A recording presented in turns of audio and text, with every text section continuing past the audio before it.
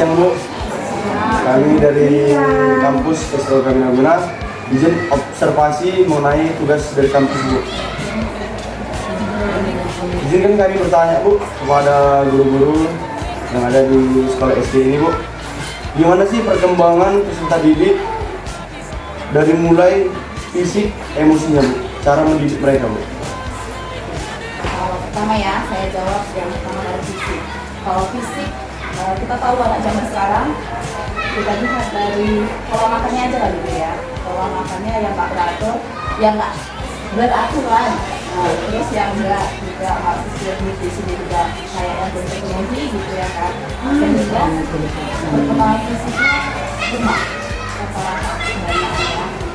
Kita lihat juga anak-anak juga bekerja bukan ini kebanyakan di level makanan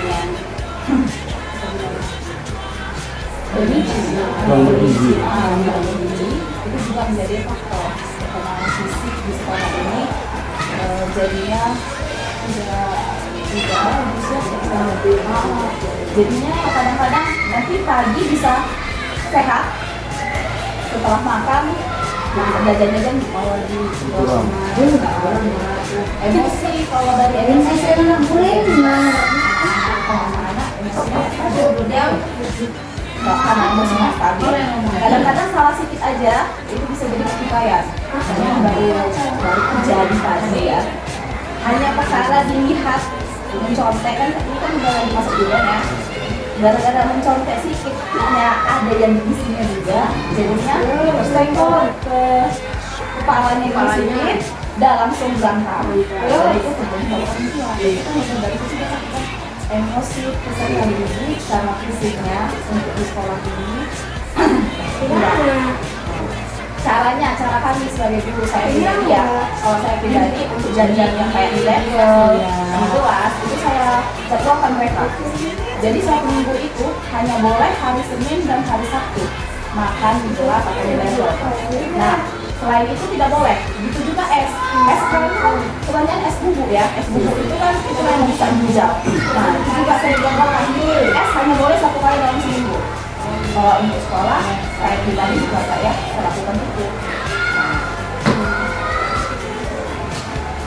Kalau dari Ibu lah Bu, bagaimana cara menanggapi siswa-siswa yang emosinya mungkin di atas minimal anak SD gitu Bu? Cara mengatasi Bu?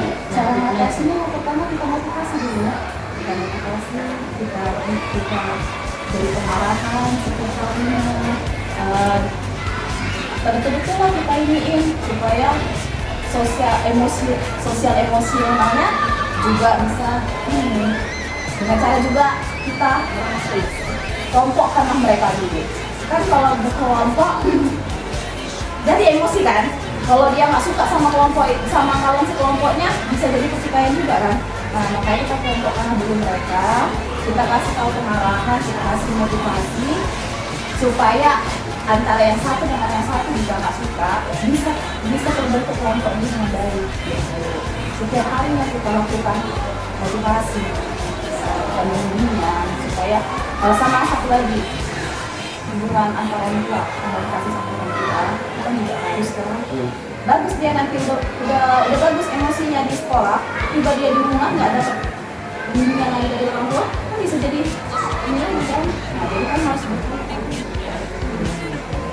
Kalau dari Ibu pribadi lah Bu, kayak mana ngatasi contoh kayak ada tadi lah Bu, siswa kan berantem Bu, dia udah manggil orang tua gitu kan, kayak mana Ibu ngatasinya itu Bu? Orang tuanya datang, panggil aja orang tua yang satu, jumpa orang tua. Oh, biar aja anak itu dulu bercerita, biar tahu dulu perkaranya kayak mana, biar sama orang tua, karena orang tua gila membela anak masing-masing kan. Ya, jadi mereka tahu dulu semuanya kayak mana, jadi mereka juga ikut mencari solusi atas permasalahan anaknya, atas sifat anaknya, atas emosi anaknya, jadi mereka tahu gitu. Jadi kalau kami sebagai pihak sekolah ini aja lah sebagai penengah antara itu. Bu, mungkin itu saja yang kami tanyakan ke Ibu selaku guru di SD 060879. Makasih udah mengizinkan kami untuk observasi. Maaf juga mengganggu waktu belajarnya, Bu. Terima kasih, Bu. Terima